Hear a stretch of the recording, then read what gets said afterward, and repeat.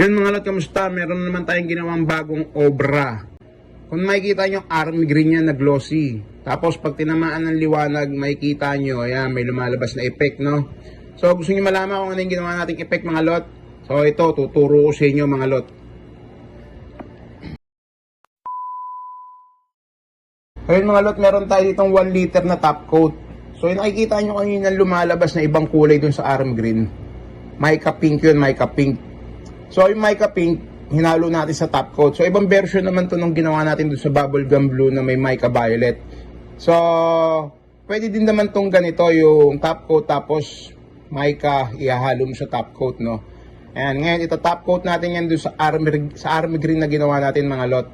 Para lumabas yung mica pink pag na-top coat na natin siya. Papapakita ko na sa inyo yung pagta-top coat natin dyan mga lot. So ayan na mga lot, ita-top coat na natin siya. Kung makapansin nyo mga lot, yung pwesto ko dyan, yung lumang pwesto ko pa, no. And medyo inaayos ko pa kasi yung labas ko. Kaya itong video na to, late upload ko na to. Itong video na to, yung ginawa ko dyan sa army green na may mica pink na yan. Kaya ganyan pang kadugit yung pwesto ko. Yan. Pero sa mga susunod na video ko mga lot, ayun, lalabas na yung bagong pwesto natin. Pero may mga video na naman ako na nagawang mga pintura na yung bagong pwesto na, no. So tinatapos lang natin itong mga old video natin para maubos na. So ayan, binubugan na natin yung top coat dyan sa tapalodo ng army green, no. Katapos nyan, maya mga lot, makikita nyo na yung kalalabasan ng kulay.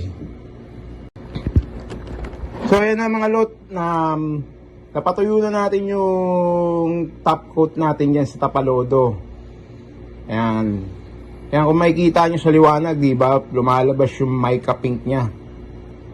Ayan. Ayan, ulitin ko mga lot, yung ginamit natin ditong mica, hindi siya liquid ah. Ang ginamit natin ditong mica powder. Powder siya, hinalo ko sa top coat.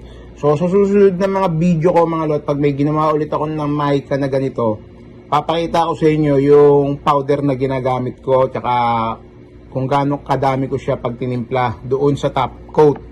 Yan. So ayun yung version naman na ginawa ko. Hindi rin naman siya shortcut, no, mga lot. Mas makaka-less lang din ng trabaho yung hahalo mo yung mica dun sa top coat, tsaka mo siya ita-top coat dun sa ginawa mong base color. Ayan, halos same lang dun sa tinuro ko nung una, yung bubble gum blue tsaka mica violet na liquid, no. Hinalo ko yung violet na liquid dun sa bubble gum blue, tapos bago natin binuga. Ngayon to naman, ginawa natin dito, nag-base muna tayo ng army green, tapos yung powder na mica hinalo ko sa top coat, tsaka ko siya tinop coat dun sa kaha para lumabas yung pagka mica pink.